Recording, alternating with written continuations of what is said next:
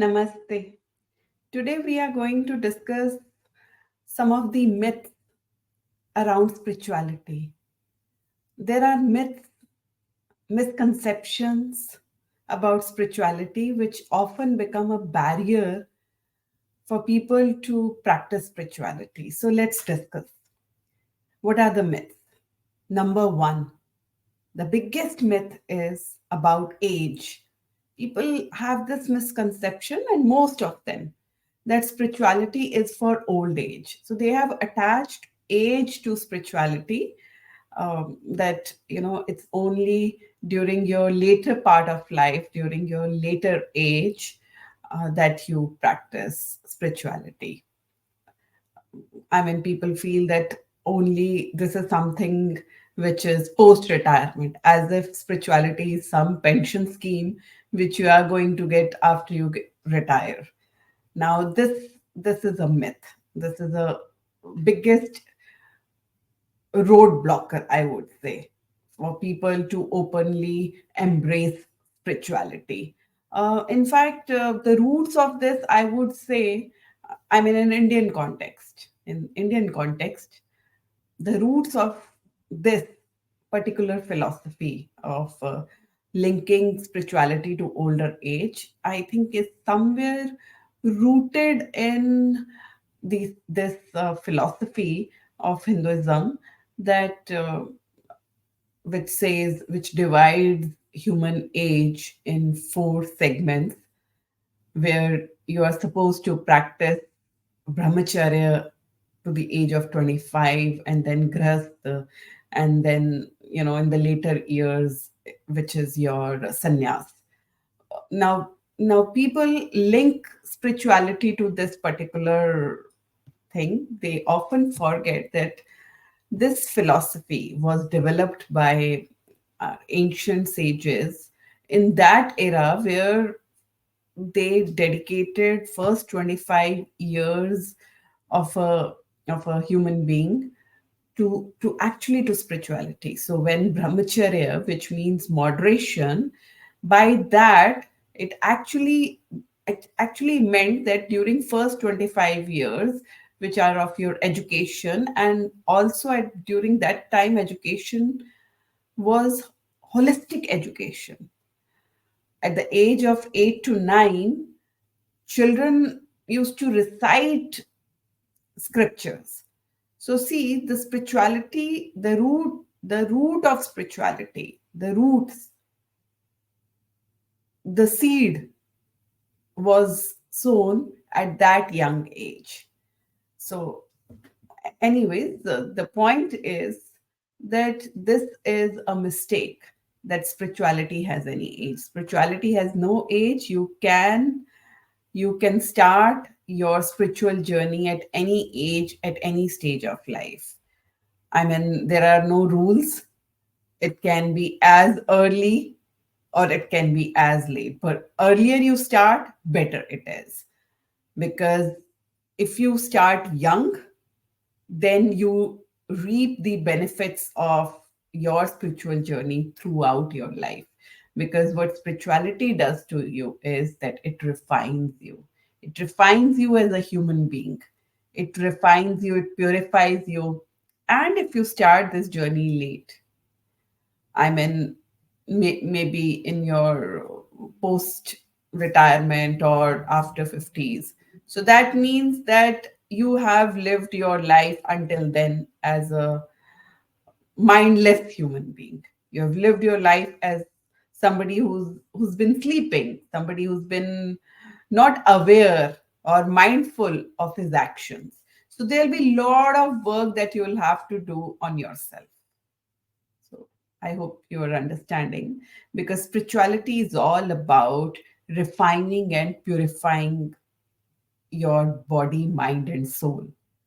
And if you start this journey late, you will have to do a lot of work on yourself. And if you start your journey early, let's say you start your journey as a teenager or in your childhood, then you live your life as a normal human being. It's not that spiritual people are people with some special powers. No, There is no special power. This is again another myth. We'll talk about it. There is no special power. It is just that spiritual people are awake and others are sleeping. There's only one difference.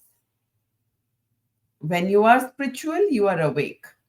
You are conscious. You are mindful of your thoughts, of your emotions, of your feelings, of your words, of your actions, and subsequently about the consequences of those actions. So this is the only difference. Yes. So earlier you start, better it is for your own life, for your even for your materialistic life, better it is. But then this is again a myth. I have personally actually dealt with this. Still I am, because I often face this question, a big question mark, that this is no age to be spiritual. Why are you spiritual? I mean, this is the age to enjoy life. I mean, I feel like telling to all those who ask me that, in fact, I feel I am. This is actually, in reality, I am enjoying my life like no one else, because the spirituality, what it does, it gives you that permanent state of happiness, that bliss, that is not that is not temporary.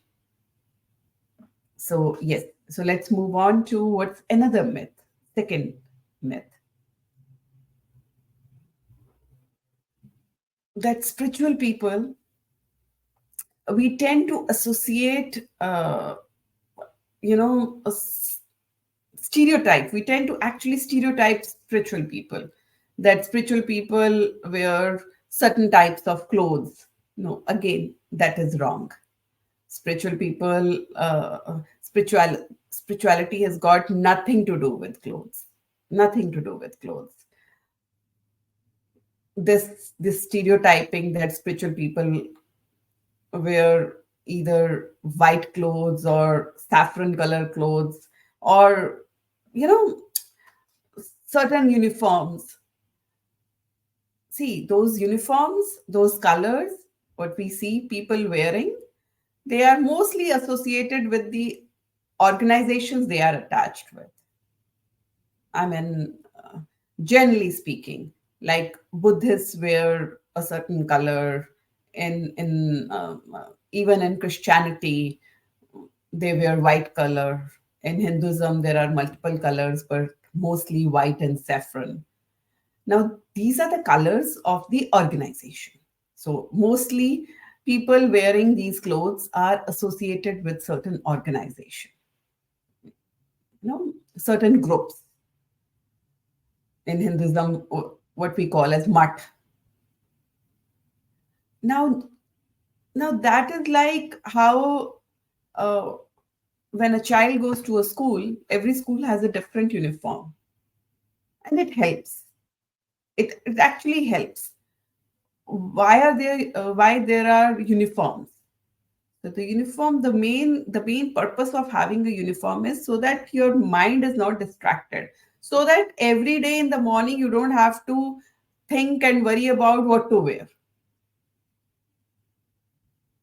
So yes, for a person who has taken a vow of, let's say, sannyas, would like to be away from materialistic life, and would like to lead a very simple life, and would not like his mind to be entangled in what to wear and what not to wear.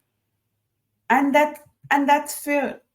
But having said that, that doesn't mean that everyone to follow the same rule. And that doesn't mean that people who don't wear a certain color, they can't be spiritual. What can be a better example than Sri Krishna? And who can be a bigger spiritual person, a being? I mean, someone who's considered as a god incarnate. He lived his life wearing his princely attire. All his life, he lived in his princely attire. He never wore any sannyasi clothes.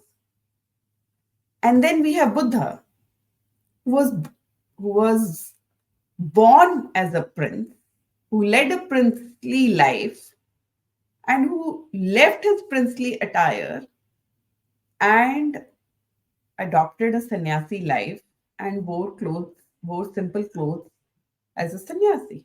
Then we have third example of Sri Ram, again born as a prince, a certain period of his life he led as a sannyasi, left his princely attire, wore simple clothes, fulfilled his sannyasi life, fulfilled his mission of 14 years, where he led a very simple life.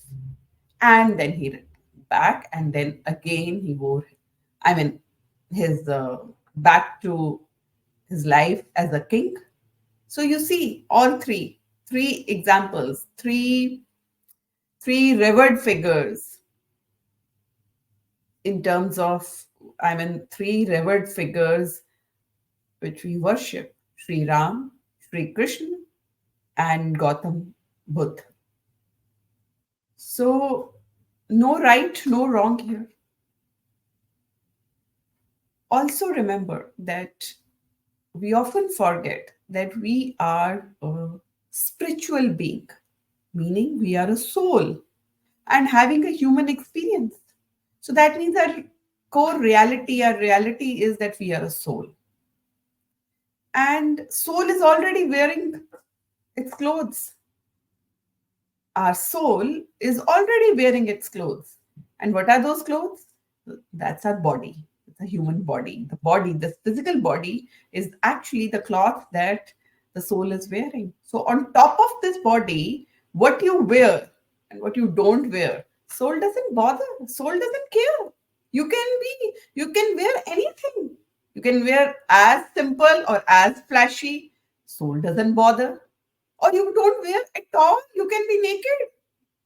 What you are wearing is for your own self, for your own eyes, for the experience of your own five senses, for your own pleasure, and for the society. So the clothes that you wear are for your own self, for your own comfort, for your own pleasure, and for the society, for the eyes of the society, not for the soul. So we need to remember this.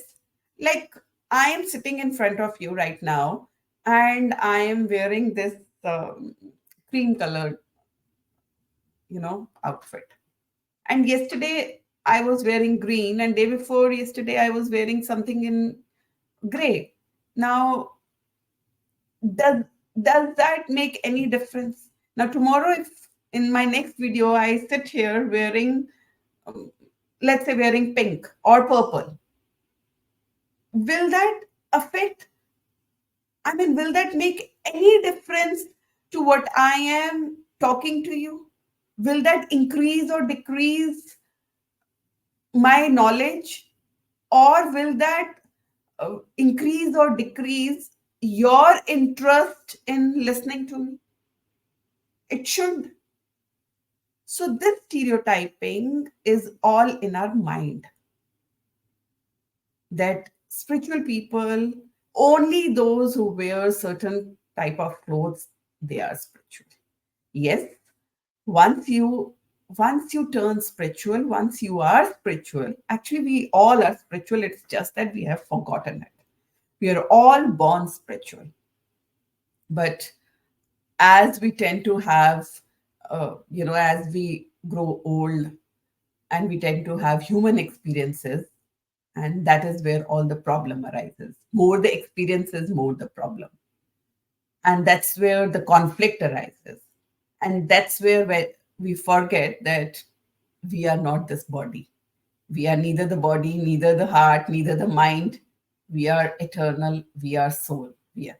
And this entire spiritual journey that we undertake is only to connect back to our soul, because we had forgotten. We have forgotten that our source.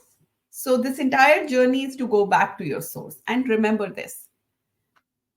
When I said that earlier you start, better it is, because see, your source is your soul is your source, and it's like the engine.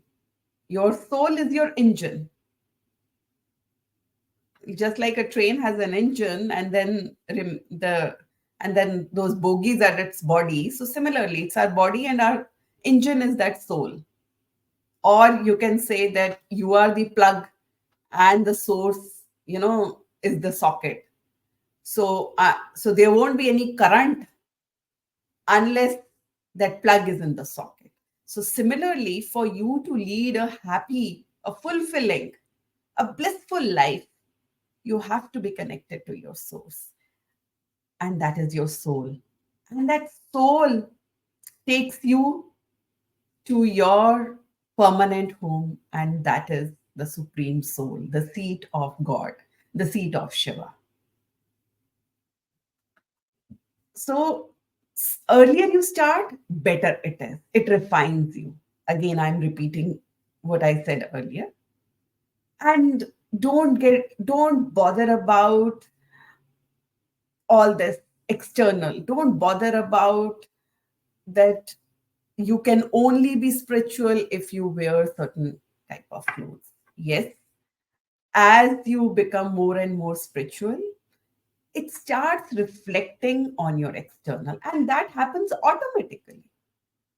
I mean, I can talk about my own self. I can give you my own example that yes, uh, 10 years, I mean, ago, 10 years from now, I used to be different. I used to dress up different. I used to wear different colors. Now, it's not a conscious decision to become simple. It is something which has come to me naturally. It's part of the journey. I don't associate with the maybe what I used to wear earlier. I like more organic. m- I like more simpler. So this is part of the journey. This has nothing to do. This is not something which is like a conscious decision that, oh, I am spiritual, I am on the spiritual path, so I can only wear certain clothes. No. It is just that it starts coming to you naturally because you want to be authentic, you want to be simple, you want to be real, and you stop projecting what you are not. And when you stop projecting what you are not, your true self emerges. Now, and third barrier, third myth. Now, this third myth is people feel that once you turn spiritual, you move away from your materialistic life. So that means that if you are spiritual, you leave your work, your profession, your home, and you take sannyas. Again, very wrong. Very, I would say, a misconception. Because, see, the real sannyas, and I'm quoting Bhagavad Gita, where Sri Krishna tells Arjun when Arjun wants to take sannyas, Arjun in the middle of, everyone knows, in the middle of Kurukshetra battle, he gets into this extremely anxious and depressive mode where he doesn't want to fight with his with Kauravas, who happen to be his relatives. And that's when Sri Krishna gives him the Gita Updesh, which is the Bhagavad Gita. And when Arjun talks about taking sannyas instead of killing his relatives, that's when Sri Krishna says that if you do that, you are escaping from your karma. And at this point of time, this karma of your is your dharma. And sannyas route is a route of escapism. I mean, why would you want to leave your karma? Remember, as our body needs a soul, I mean, without soul, body is nothing. Once the soul leaves, this this is just a flesh. This has no meaning. In fact, the moment the soul leaves the body within 24 hours, I mean, it starts decaying. Similarly, the soul needs our body. It's not that the only body needs a soul, but soul needs a body. As I said, that this body is the cloth which the soul is wearing. So soul is already taken care. Soul is already wearing a cloth. So it doesn't bother what you wear on top of this body. Excuse me. So here now we are talking about that if you're on a spiritual journey, do you stop performing your karma, or is it mandatory to stop living in the world and you have to go and join some ashram and leave everything? Wrong. Absolutely wrong. Because spirituality is all about living an authentic life, your true life. It's about connecting with God. It's about living in the present moment. And God is in the present moment. It's about refining your mind. I mean, I can tell you based on my experience that 80% of your this entire journey is about purification of mind. Everything that you do, everything, your every sadhana, you go to any ashram, you join any spiritual practice, or if you follow any of guru, whatever sadhana they will prescribe to you, whatever sadhana they will suggest you, will all be about your mental purification. Because it's the mind which is the biggest barrier between you and your soul. And to connect back to your soul, you have to control your mind. You have to, you know, control your five senses. So all the sadhanas are about controlling your five senses and getting the control of your mind. And if you leave everything, and let's say you're leaving everything and you're going to jungle, but you're still carrying your mind, because let's not forget that people live in their minds.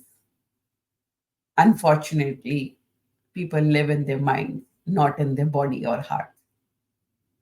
So as long as you're living in your mind, it doesn't matter whether you are staying at your home or you have left your family, your office, your work, your friends, and you've taken sannyas. It doesn't matter, because you are taking your same mind full of garbage, mind full of those negative thoughts. That mind has gone with you, and that mind, watch it, will not let you be in peace, even in the even in that jungle or any ashram, wherever you go. Even in your solitude, you will not find peace. So what you need to do is you need to work on your mind. That mental purification, that mental hygiene is what is required. And as I said, that spiritual journey is all about the entire sadhana is all about purification of mind. You can't even surrender to God with that dirty mind. So you need to purify your mind, because otherwise how will you surrender yourself to God? You have to be in the world, you have to perform your karmas. As I said, that our soul needs this body. Now, why has soul taken the birth? Now, look at this. Why has soul taken the birth? The soul, because this entire life, this cycle of life and death, which continues because of the karmas attached to it. But not performing karmas doesn't dissolve your, prarabdha. So you can't say that I'll stop performing karmas and that's about it. My old karmas will get dissolved. No, a karma doesn't mean good karma. So you have to do your karma, and escaping from karma by taking sannyas, you are not doing any good to the soul. So, so your real dharma is to be in the world, perform your karmas, do good, and then leave. Do good, leave good. That is what the whole spirituality is. Having said that, uh, I mean, yes, there are people who take sannyas. They can have their own reasons for that. I mean, but all I'm saying is that the real sannyas is the sannyas of the mind. There is one example here I would like to quote, that is of Osho. Now, Osho, who hasn't heard this name? Everyone. I mean, ask anyone. He's one very famous philosopher of 80s and 90s who actually shook the world of spirituality, not just in India, with his very revolutionary ideas, but the entire world. He was ahead of his times. Yes, there are people who continue to admire him for his ideas, and there are those who accuse him. So yes, here the reason I am quoting Osho is, yes, I have read him. I have listened to some of his views also. Some I like, some I don't agree with. Having said that, he was a sannyasi. I mean, that's what he claimed to be. But see,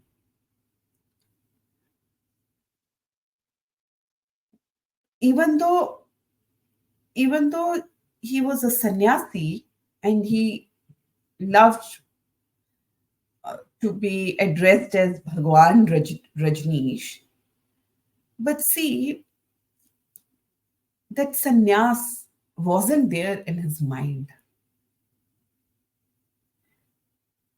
If if the, if he was a sannyasi from his mind, he wouldn't have done what he did in later part of his years, especially in America. At one point of time, he actually tried to topple the political government in America. He remained in jail as well, and he he was infamous for owning hundreds of Rolex watches and fleet of those expensive Rolls Royce cars. I'm not. I'm not here to make any judgment on what Osho did in his lifetime. But all I'm saying is that, yes, he was a philosopher, a good one, a well read man. Some of his ideas were very, very provoking. Some of his ideas were very ahead of the time. But he wasn't a sannyasi from his mind. he could actually not leave his, I will not say lust, but, you know, not even greed, but his admiration for materialistic world.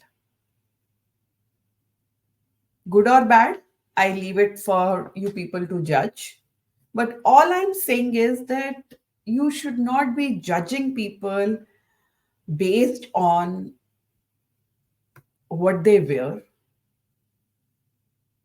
versus how they behave. You should not be judging people based on how they look, but how they teach, what they teach, and what contribution do they make in other people's lives. Now, another myth. Let's talk about uh, another myth, that guru bin gyan nahi, that you need a guru to be spiritual. Yes, that's what Eastern philosophy says. That's what Sanatan philosophy also says. The importance of guru, I mean, in Hinduism, is great.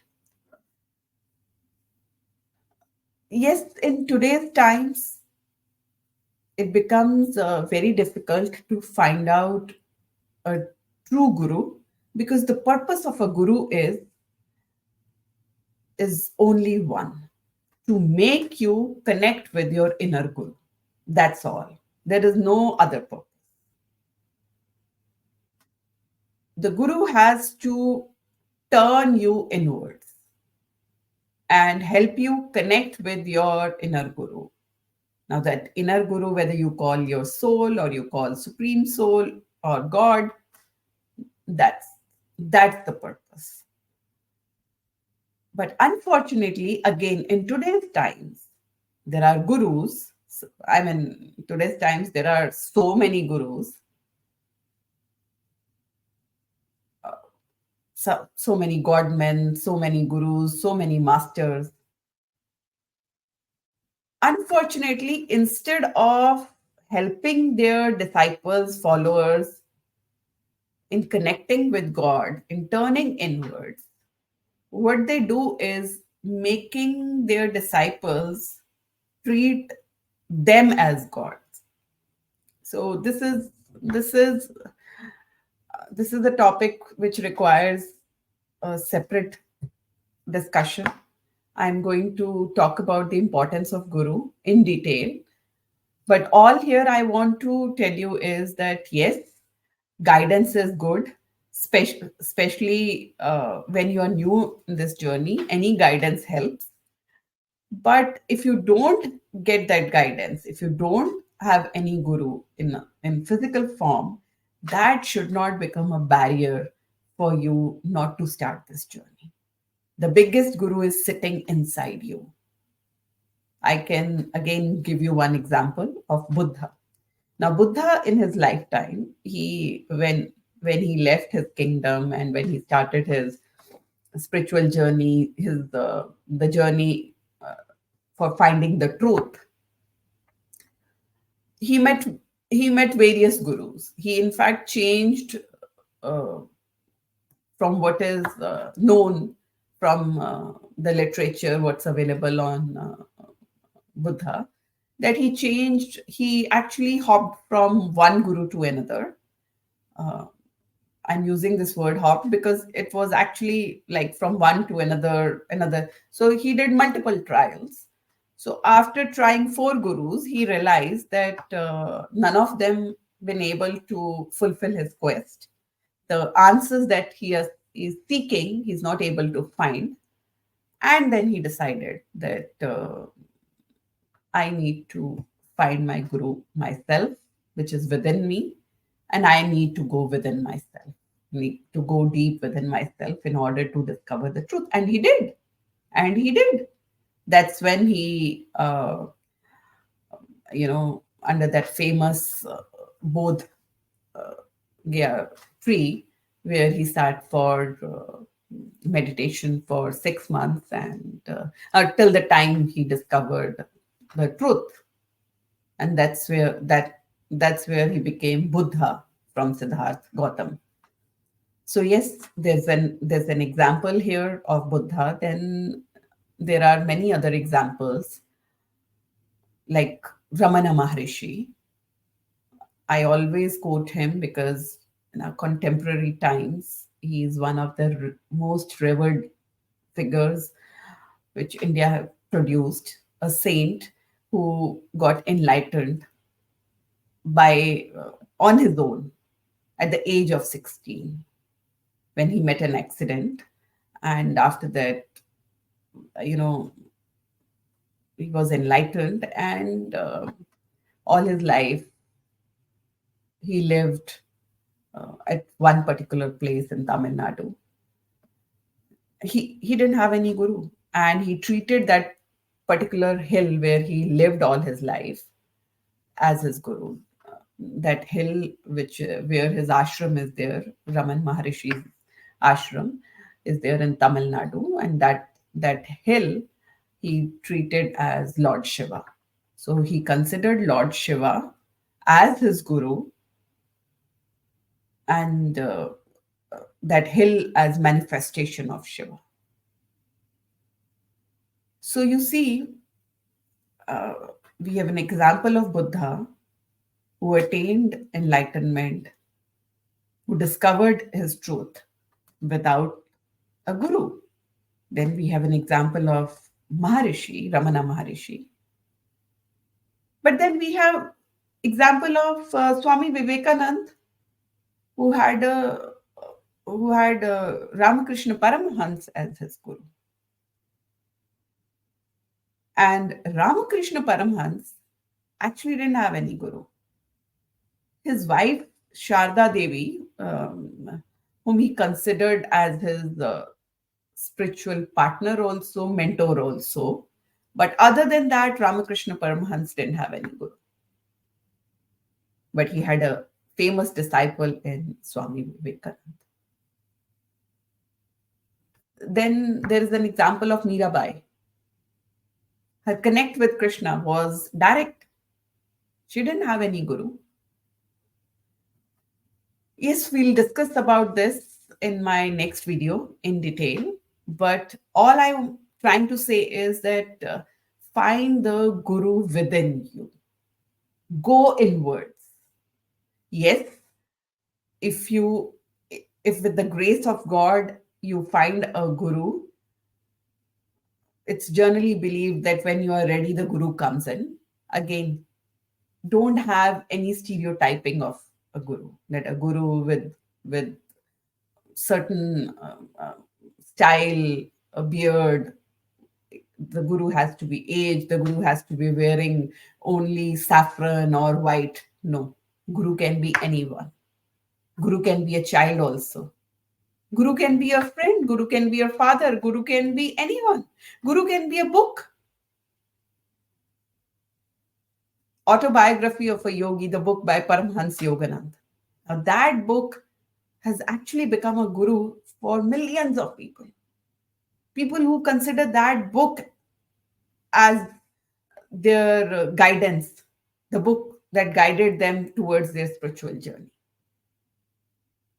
So, yes, if you are fortunate to get a guru in physical form, very good. But not having a guru should not be a hindrance for you not starting your spiritual journey. Then another myth. People think that all this occult, this miraculous powers, the siddhis that you get from spirituality, no, you don't. This is not spirituality. Black magic, tantra, yes, we'll discuss about tantra. Tantra is a very tantra, not the way it's been projected now. That's that comes in occult, but tantra is a highly spiritual practice. I mean, I will talk about tantra in detail in my future videos, but occult is not spirituality.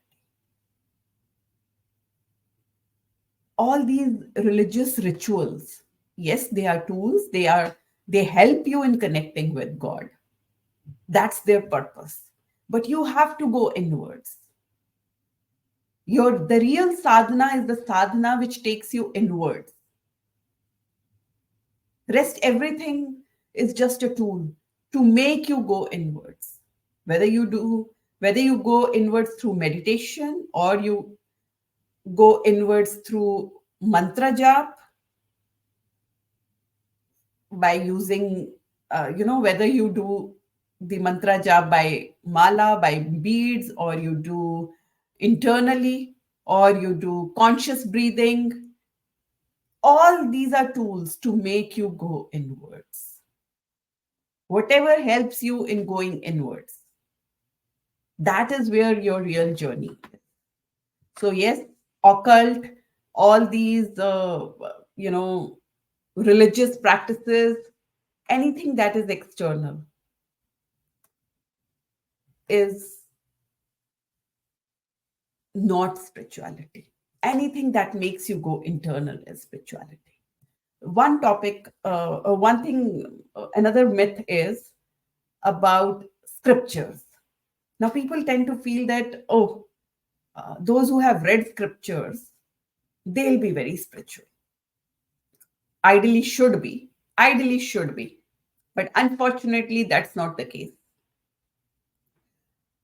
If that was the case, then Ravan should have been the highest spiritual figure. Ravan, who was a Jnani of four Vedas, who had all the four Vedas on his, lips, and we know how big a demon he was. That God had to incarnate in order to, eliminate this devil. So, reading scriptures alone doesn't make you spiritual. How much of that you've imbibed? It's not that how many times you have read Bhagavad Gita or Shiv Puran or Upanishads. I mean, how much of that has gone inside you? Even if 10% of that you have imbibed, that will help you in your spiritual journey. So never judge people by their external knowledge. Never judge that, yeah, so and so can recite Bhagavad Gita, so and so can recite Shiv Puran, Bhagavad Puran, so and so person will be spiritual. No. How much of that they are actually living, they have imbibed in their own life. So go by the action. Then there is this one myth that spirituality will stop my suffering. It's a very big myth that, okay, I am suffering, so let me turn spiritual and it will stop. My suffering will stop. What if I say that your suffering will increase? It's not going to stop. It will actually increase. Yes. See, spirituality is not about gaining anything. If you are turning spiritual in order to gain anything, then please stop. Spirituality is all about losing. And what do you lose here? You lose all your false identities. You lose your ego. You lose your arrogance. You lose your bad anger. Yeah. I mean, some anger is good. I mean, even Gita talks about this, that the real emotions, you should never suppress your real emotions. Where you, for genuine reasons, if you're getting anger, that anger should come out.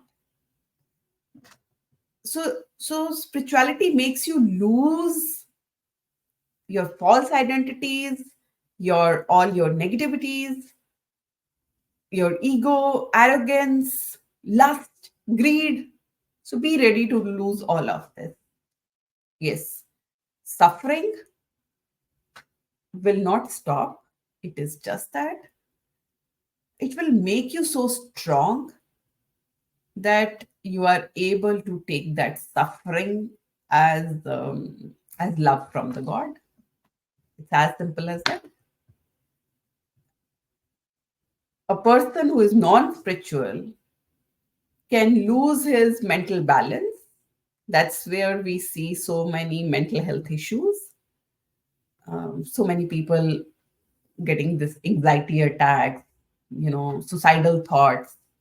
I mean, if you look around, I'm sure you'll find one person in your own family who's suffering with mental health issues. In fact, the data says that more than 50% of the world is suffering with mental health issues. Here, in fact, in America, American Psychology Association, they conducted a study where they found that people who are spiritual or have some spiritual connect tend to develop far more resilience to cope up with life's challenges. See, life is all about challenges. This Our life is not a straight line. It's all about challenges, and that's what makes life beautiful. So you go through various challenges, struggles, trials in the course of your journey. How you cope up with those challenges, that makes you better, wiser, stronger. And when you are spiritual, it naturally elevates your consciousness. It gives you that natural, you know, state of, I would say, power in order to cope up with life's challenges. So whatever life throws at you, you take it with smile. And that's what spirituality does to you. It's not that it will take away your suffering. It's like that, double-edged sword, you can say, or a bird with two wings. You can say that, yes, you will have challenges, but at the same time, you will uh, autoimmune. You'll be able to cope up with those challenges smilingly, easily.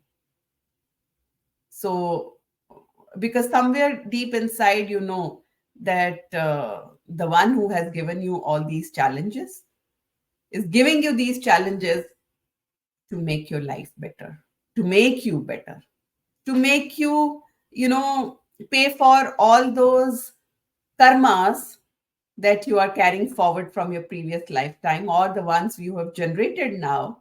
So, to pay for all those and be done. So, it gives you that kind of a wisdom. So, a spiritual person will remain unaffected by life's ups and downs. So, that's why you see people who are more spiritual, they don't get overexcited over achievements or anxious, over anxious about setbacks. They know that it's all part of life. So, yes, spirituality is all about losing, it's not about gaining. Only thing what you gain here is that everlasting connect with the God, everlasting connect with Shiva. I hope I'm able to, break some of the myths that you may be having regarding spirituality.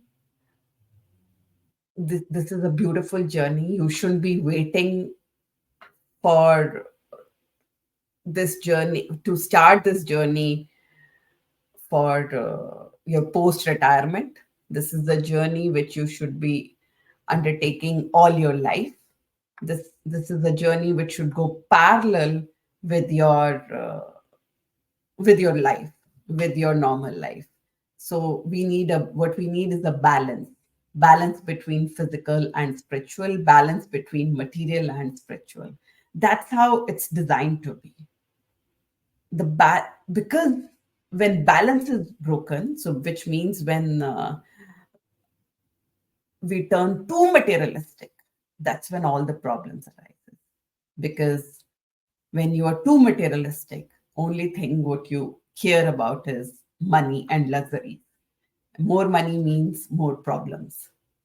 And that's where when the balance is required. So you see people who struggle with any kind of mental health issues are often ones don't have balance in their life. And what spirituality does is it brings back that balance in your life. Om Namah Shivaya.